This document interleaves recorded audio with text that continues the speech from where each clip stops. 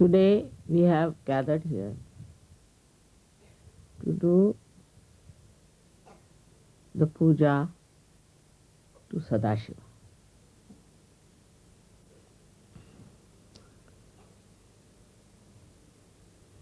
The one which is reflected within us is the Shiva, which is the pure spirit.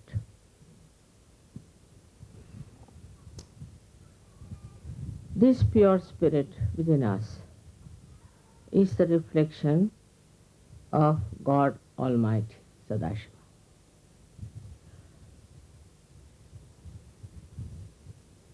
It's like the sun that falls in the water and gives a clear reflection, or else it falls on the stone. It doesn't give any reflection at all.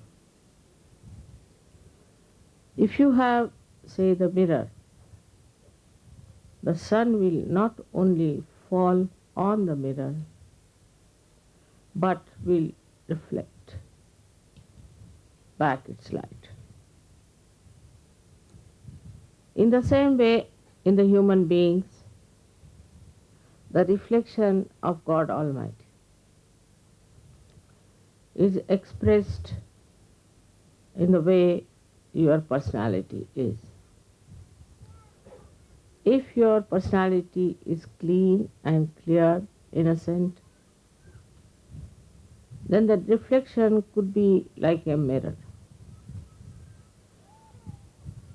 Thus, the saintly people, they reflect God Almighty in the proper manner, in the sense that their own identification with wrong things is no more. When there is no such identification, and when a person is absolutely the pure spirit,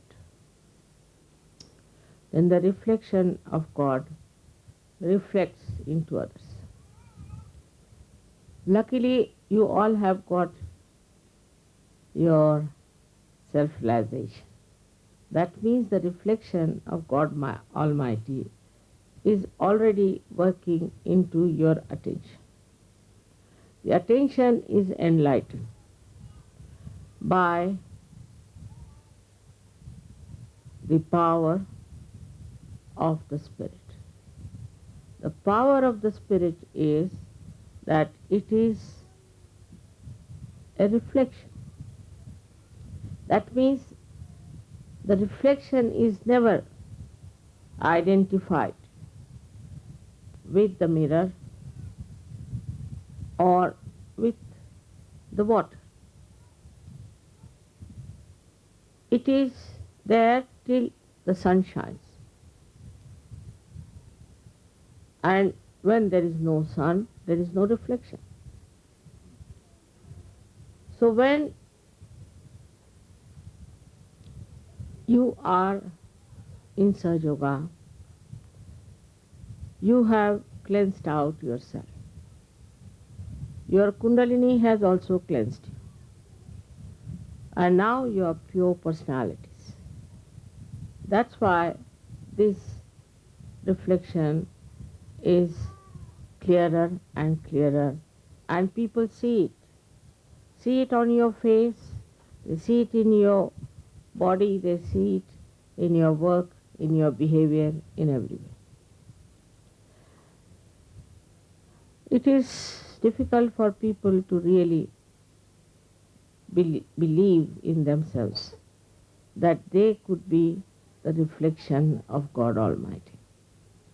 They have some sort of a complexes about themselves, I think, that they cannot understand how they have suddenly become the reflection of God Almighty.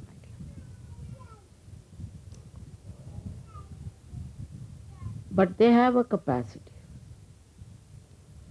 and they can become the reflection of God Almighty, for which they have to have faith in themselves, faith in their ascent, to believe that we have become that.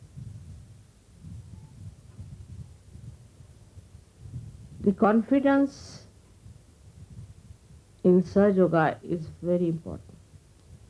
Without the full confidence, you cannot achieve your ascent that you have seen. Even in my lectures, I have to tell them that we have to have full self-confidence. But confidence doesn't mean by any chance your ego, your aggressiveness. If you are confident, you are least aggressive. There is a story, a Chinese story, very interesting one, that one king wanted his cocks to win in the race they have about the cockfighting. So somebody said that there is a saint, if you can take your cocks to him, he'll make them so strong that they will definitely win this race. So he took his two cocks and gave it to the saint, and he said, I want you to give them all the strength to fight this race. After 1 month, the king came and took these two cocks and put them in the arena where there were many other cocks also. So the cocks started fighting and attacking these two cocks. But these two cocks were just standing very patiently, absolutely calm and quiet. Any kind of attack, they were just looking at it as a fun. And all the cocks got tired and they ran away from the arena, and that's how these two cocks won the game. This is what it is for us to understand. That for a person who is detached, he can never be attacked. We are attacked by so many identifications we have.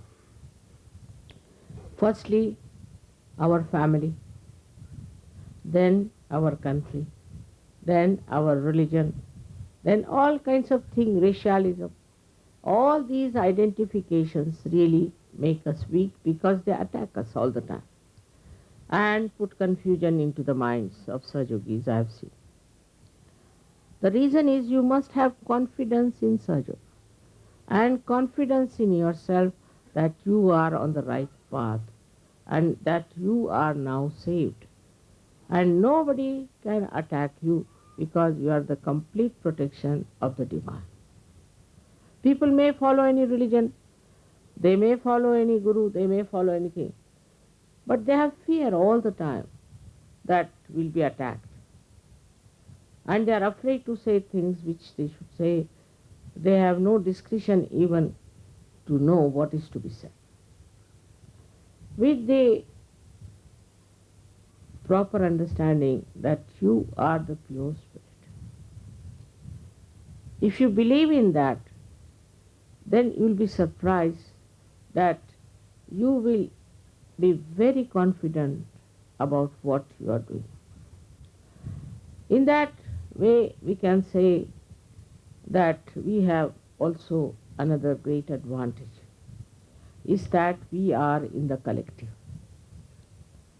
We can find out in the collective how are we behaving. What is the reaction in the collective? In the collective, it's a person who is very subtle. He need not talk too much. He need not say much. He could stand like the cocks I told you about. But his depth can be felt.